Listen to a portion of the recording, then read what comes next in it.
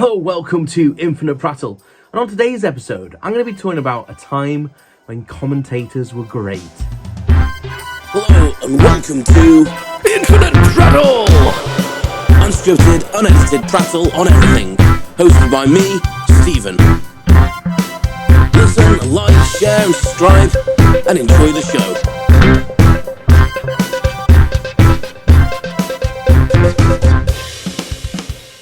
Hello, welcome back to Infinite Prattle.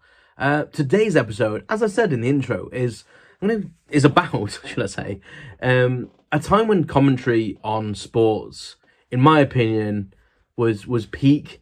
And I'm gonna hone out to hone out. Is that not even the right thing to say?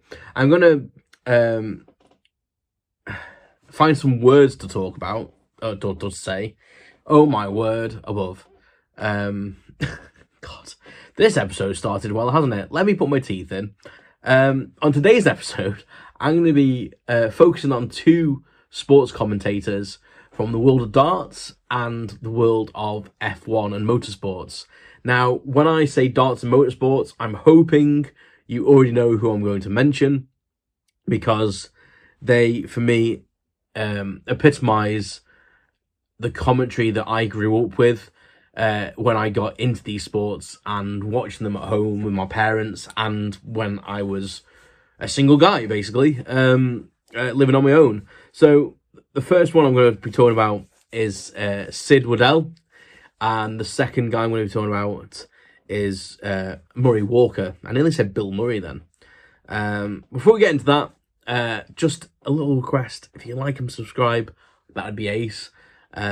2 seconds for you makes a massive difference for me. And also, while the video's going along, if you're watching on the YouTube, you can tell when someone's getting older. I think when they start putting the in front of stuff, like I'm going to the Asda, or I'm going to the.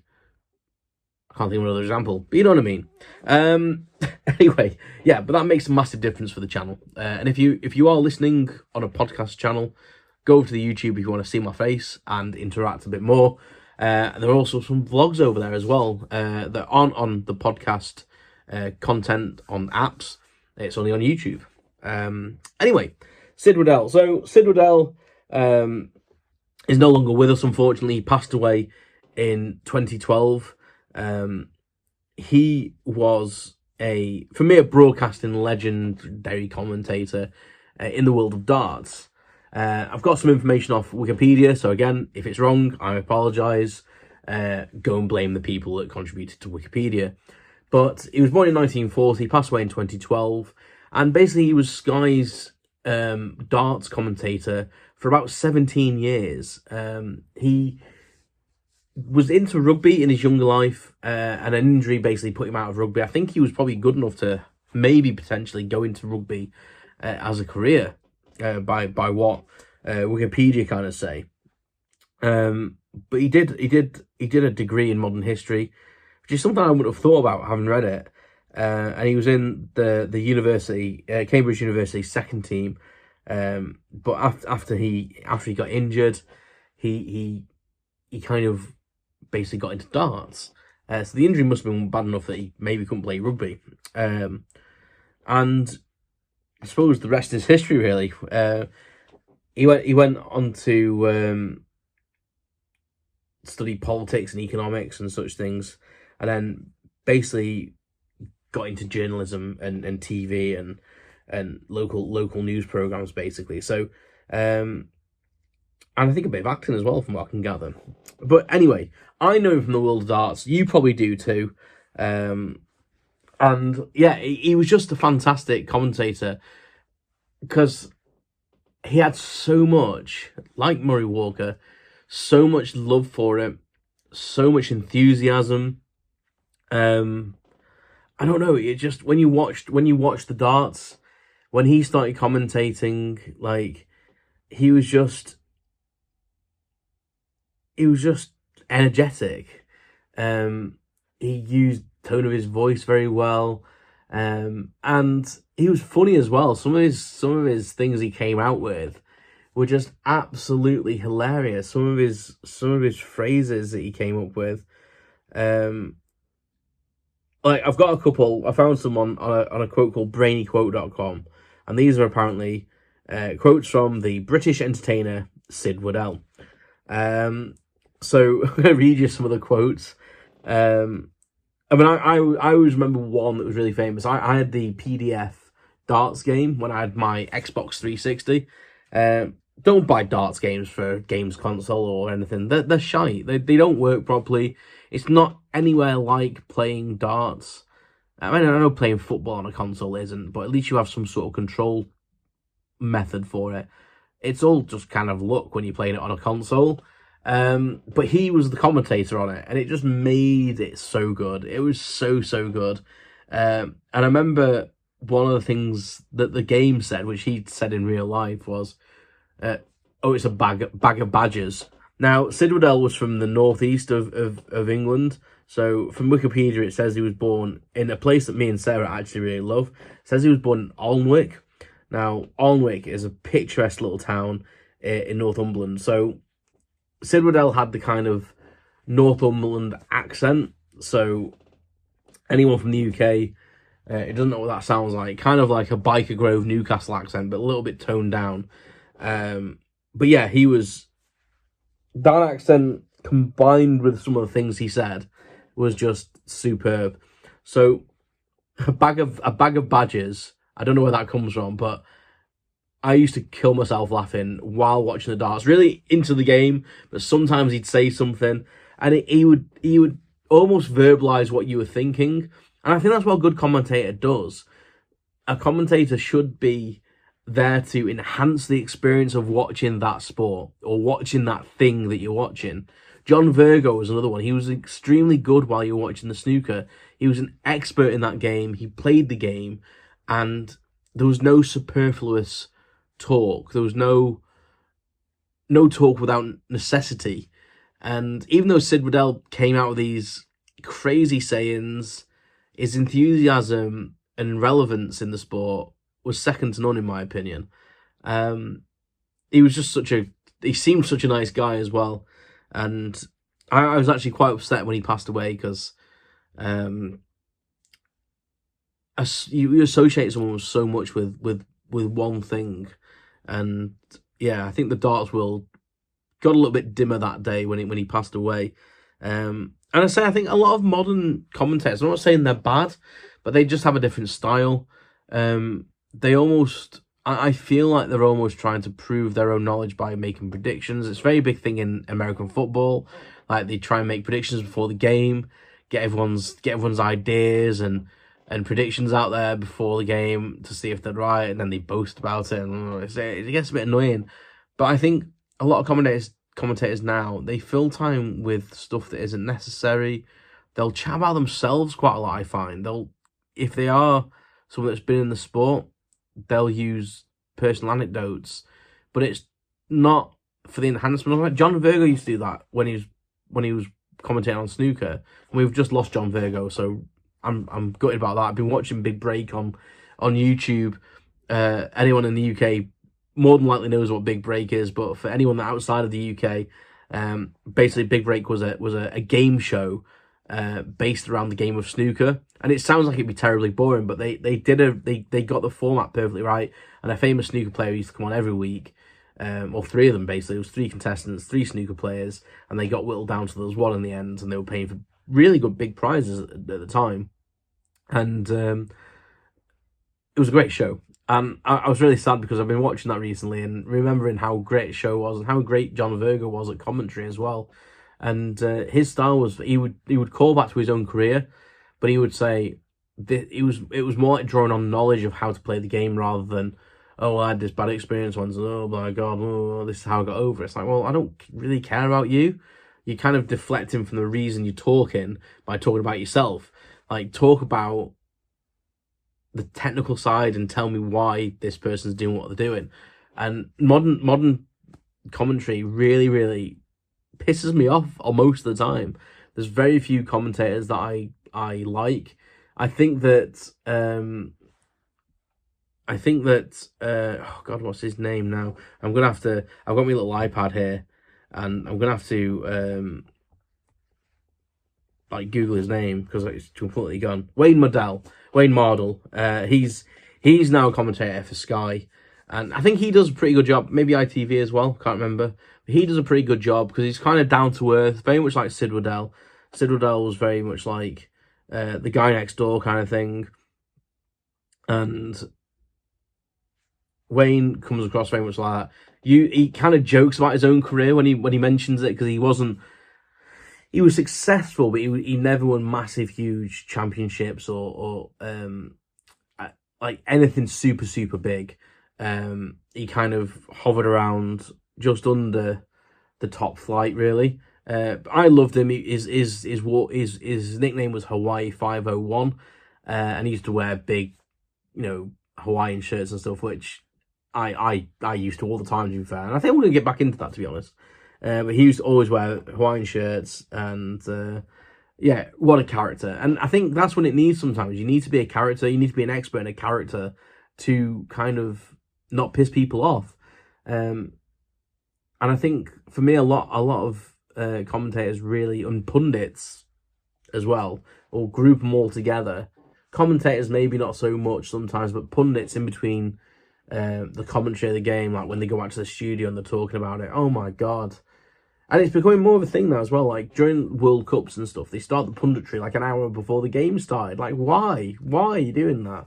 It's very Americanized as well, to be fair. But normally before an NFL game, I will actually watch it because the punditry adds to the game. They'll be telling you facts and figures and whatnot. And it does kind of enhance. I think a lot of the UK stuff is that it also seems very forced conversation, and that's what I don't like about it. And the punditry, a lot of they seem to have the personality of a stick, some of them as well. I really detest the NFL commentary and punditry in the UK. When the Super Bowl's on, I always watch the American feed because I have the app to allow me to do that. I have DAZN, and I watch the American feed every single time. And there's quite a few UK channels now have the Super Bowl live, and some games live as well. Sky shows some games, Channel 5 shows some games, Channel 4, BBC, and they're all trying to get on the act of the NFL now. But I always watch the American streams. I never watch the British ones, because 90% of the people that are talking about it are just really annoying. And they'll have sometimes old NFL stars, and they're the only ones I like, because you're like, you're coming from a place of playing it, and your punditry makes sense, and you're not boring. Well, there's a guy for Sky, and oh my god, there's something about him. I'm sure he's a lovely guy. Oh, but he aggravates the hell out of me. Anyway, back to Sid. Yeah, so some of Sid's quotes, they're so funny. So I'll read a few out. But if you go on this website, Brainy Quote, or just Google, search the internet. Here's one. He's about as predictable as a wasp on speed. What the hell? That was like throwing 3 pickled onions into a thimble. Like, I don't know whether these sayings are from Northumberland, or whether he sat and wrote them down, or they were things he'd learned through his life. But look at that man go! It's like trying to stop a water buffalo with a pea shooter. Under the heart, under that heart of stone beats the muscle of pure flint. Like he was just hilarious. Now when you're watching it and there's a serious moment, he comes up with something like that. You can't help but laugh, and it added to the game for me. That's the greatest comeback since Lazarus. There's so many, and they're all hilarious. Yeah, so Sid Waddell, very much missed in my eyes for sports punditry and commentary. Was a huge contributor for me getting into the sport and liking the sport, to be honest. And I think I kind of phase out the commentary nowadays. I don't really listen to it. It's just got boring for me, really. And I think that goes for the same for good old Murray Walker. Again, unfortunately, not with us anymore. But he was 97 when he passed. Sid Waddell passed in 2012, as I say. He was 72 when he passed. But Murray Walker was 97, and he passed away in 2021. And again, as I was growing up, he was the voice of F1 and some other motorsports as well. He covered the F1 on the BBC for like 20 years. He was from quite a humble upbringing, as I understand, and he was born in Hall Green in Birmingham. Got into motorsports, but he also said stuff that were dubbed. I'm not sure if I said had this term for him, but Murray Walker had Murrayisms because he used to come out with stuff, and yeah, he would get so intense, which added to the drama. It'd be like Sid Waddell, like, you know, Murray Walker would be so into it. His commentary was just flawless. He could constantly talk and talk and talk and never say anything you thought was unnecessary. Like his voice, it says on Wikipedia here, his commentary voice has been likened to a screech that resembles a 500cc engine being revved up. Which, you know what, I kind of get it, because he used to kind of go, he'd start low and go no, like that, and he'd kind of, and then he'd go back down low and he could be really calm, and then but he'd shout down the microphone, and many times I remember him commentating and apologising to whoever's in the commentary box with him for like basically yelling down their ear. But that's what I feel that's what you want from someone. You want someone that is passionate. You want someone that has been so involved with that sport for so long, it's in their soul. Yeah, it's such a lovely thing when you find someone that can do that and adds to the experience for you. And he kind of was very much a staple growing up. I mean, there's very famous, and he used to interview the F1 drivers afterwards. I think one of the most famous things that Murray Walker did was Nigel Mansell had an off. I can't remember if it was in practice or a race, and he bumped his head quite badly and had quite a big, large, noticeable lump on his head. And Murray Walker walked up to interview him on camera, and he said, "Oh yes, I can see it right there." And he literally pokes him full in the bump, and Nigel Mansell like steps back, obviously vividly, like clearly in pain, and Murray Walker's like, "Oh, I am sorry." Like he just misjudges his depth perception and literally poked him in this big massive lump. But I think Nigel Mansell couldn't even be angry at him. I think it was like just Murray Walker, isn't it? Like, you know, but some of his quotes that were deemed as Murrayisms, very much like Sid Waddell, although Sid Waddell's were probably more comical. Like Murray Walker's, I remember, and I'll see if my memory serves, because I've not looked at these quotes. I literally put it in. It's the same website, Brainy Quote. My remembering of him was like weird sayings that were like sounded like they couldn't be real. Like, you know, they sounded a bit wrong, really. You know, they sounded right when you said it, and then afterwards when you thought about it, you were like, what the hell does that mean? And we used to compare it to my mum a little bit. My mum's Irish, I'm half Irish. So she used to come out with the most ridiculous sayings sometimes, and we were like, that's you, mum. So a couple of his sayings are, you can cut the tension with a cricket stump. If is a very long word in Formula One. In fact, if is F1 spelled backwards. There's nothing wrong with the car except that it's on fire. And I can imagine the Sid Waddell ones as well. I can imagine Murray Walker saying these, and it just, you know, I can't believe what's happening visually in front of my eyes. Anything happens in Grand Prix racing, and it usually does. That's a very famous one that he said. I've just read this one. The lead car is unique, except for the one behind it is identical. And they're the things that he used to say. But when you're watching it, like, it's just hilarious. But the way that flowed out of him, like, flawlessly, just added to it. And I think that's why he kind of become like almost like a national hero to the UK. And Sid Waddell, from a darting perspective, like, He was such held in such high regard in that industry, in that sport, and in commentary. I mean, this other one here is kind of like proving my point. Like these two actually, and now excuse me while I interrupt myself. That could apply to me, and that's history. I say history because it happened in the past. Oh God! Like what a guy! What an absolute legend! He commentated on F1 probably for like 25 years. And yeah, enhanced the experience. Like Sid Waddell, like flawless talkers, really. Flawless talkers. I aspire to be their level of chatty, intellectual quickness, and yeah, just constant banter, really. I suppose that's what it is when you're a commentator. It's constant banter associated with the thing that you're watching.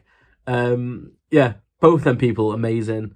There's a few others that I could go to, like John Virgo, and I can't think of the guy at the top off the top of my head that does the football. But I think we've lost that in sports nowadays. I think it's gone too much more of a modern way of doing things. There has to be 20 people on stage now, all having their opinions, and which I've got no problem with people having an opinion and stuff like that. But I don't know, the modern commentary just isn't the same for me. It doesn't have the same hit, it doesn't have the same oomph and lightheartedness even. Everyone takes stuff too seriously. I think the only commentary that comes close to it nowadays is the British Superbike commentary, and the guys that commentate on there, they're in the sport, they're passionate about it, and they've done the sport. And I think they're the only ones, I think, in modern day, for me, from the sports that I watch, at least anyway. Let me know if you know of another sport which this is true of, but it is British Superbikes. And I think that, you know, the commentary on that is pretty good. They take it seriously, they're impassioned, but it's also funny, and they come up with funny things to say as well. Scripted or not, I don't, you know, it's just funny. So yeah, so that's my little take on modern day commentary, and just wanted to like kind of highlight the heroes and legends that are Sid Waddell and Murray Walker. We lost something great in both of them, and I don't think they managed to pass the torch to anyone, at least for as competently as they and effortlessly as they managed to commentate on their sport of choice. So I'm going to leave it there. Let me know in the comments if there's anyone else that you think that is carrying the torch in that same way in modern day sports in the present day, or anyone else from a different sport where you think they kind of have the same like kind of pedestal platform that Murray Walker and Sid kind of hold and haven't been replaced. I mean, you'll never replace them, but hopefully someone might mimic them in the way that isn't annoying, and bring back that kind of flair and style for it. Yeah, I hope you've enjoyed this episode. If you can give me a like and a subscribe, that'd be super, super good. I hate saying it, but, you know, algorithms. Yeah, and just remember, look after each other, take care of yourselves, and remember, keep on prattling. Thanks for listening to Infinite Prattle with your host, Stephen. Follow me on social networks at Infinite Prattle, and don't forget to subscribe. Thanks very much.